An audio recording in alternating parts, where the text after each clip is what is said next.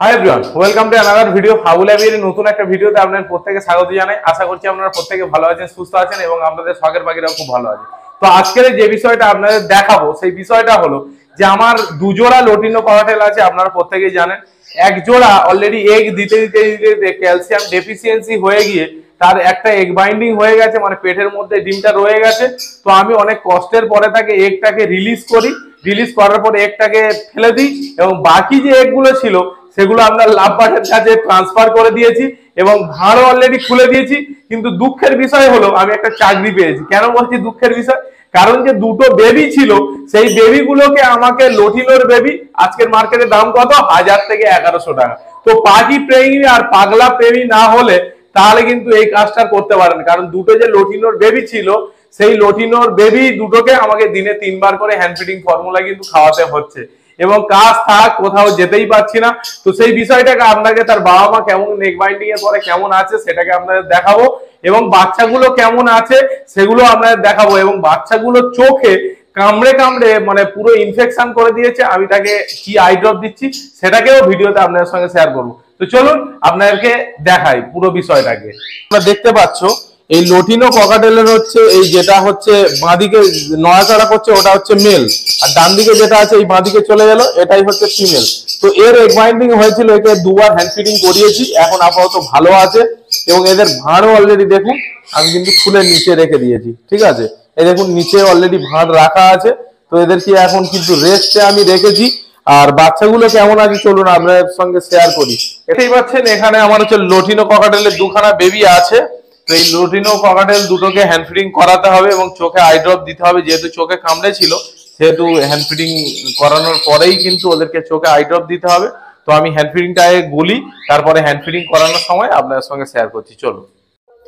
তো ফাইনালি বন্ধুরা আমার মোটামুটি হ্যান্ড ফিডিং গোলা হয়ে গেছে, অনেকটাই গাঢ় হয়ে গেছে। তো আপনারা দেখতেই পাচ্ছেন, দেখুন ভালো করে দেখুন।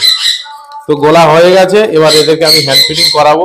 আমি আপাতত এই সিরিঞ্জেই ব্যবহার করছি আপাতত, যে আমি যে সেলাইনের যে রাবারটা হয় যে এটাকে ইউজ করছি 5 ml সিরিঞ্জে এবং আমি হ্যান্ড ফিডিংটাকে টেনে নেবো, নিয়ে তারপরে ওদেরকে করাবো। আমি এখানে ইউজ করছি পেটস লাইভের হ্যান্ড ফিডিং ফর্মুলা এবং আমাদের পাখির ডান দিক থেকে বাঁ দিকে কিন্তু আমার সিরিঞ্জটা ঢোকানো হয়েছে এবং যে রবারটা ইউজ করেছি সেটা কিন্তু আমাদের যে স্যালাইনের যে হয় ওই নিডলের যে মুখের যে রাবারটা সেইটাই কিন্তু ইউজ করা হয়েছে এবং চোখে আমার যে ইনফেকশান হয়েছিল ওর জন্য আমি যে আই ড্রপটা ইউজ করছি এটা হচ্ছে সিপ্লক্স আই ড্রপ, সিবলা কোম্পানির। এটাই কিন্তু মোটামুটি ছোট বড় চোখের যা ইনফেকশান হয় এগুলো কিন্তু সারানোর জন্য খুবই ভালো। তো আমি মোটামুটি সারাদিনে 3 বার দেয়া হয়, 2 ফোঁটা করে দেয়া হয় দিনে 3 বার এবং উপরের অংশগুলো অনেকটাই আগে থেকে কিন্তু কিওর হয়ে গেছে, আপনারা দেখতেই পাচ্ছেন কিনা আমি বুঝতে পারছি না। তো এরপরে আমি ওটাকে কেজে ঢেলে দিই। তো বন্ধুরা মোটামুটি আমার হ্যান্ড ফিডিং করানো কমপ্লিট হয়ে গেছে দুটো বেবিকে। এবারে আপনাদেরকে দেখাবো যে কোন লাভবারের কাছে আমার যে ককাটেলের এগগুলো ছিল সেগুলোকে ট্রান্সফার করে দিয়েছি।